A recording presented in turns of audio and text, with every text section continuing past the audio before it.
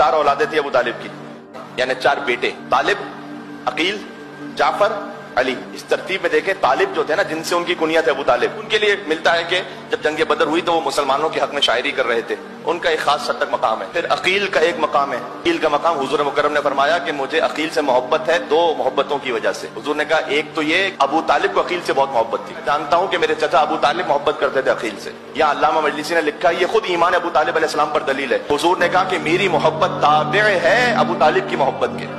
कहत आया था ना, तो उस वक्त लोग अबू तालिब अलैहिस्सलाम के बच्चों को अपने अपने घर ले गए थे, क्योंकि फख्र का जमाना था। तो मौला अली को जैसे रसूलुल्लाह ले गए, इस तरह से जाफर को कोई ले गया। अकील को किसी को नहीं दिया था अबू तालिब ने, अकील के लिए कहा था कि मैं पालूंगा खुद।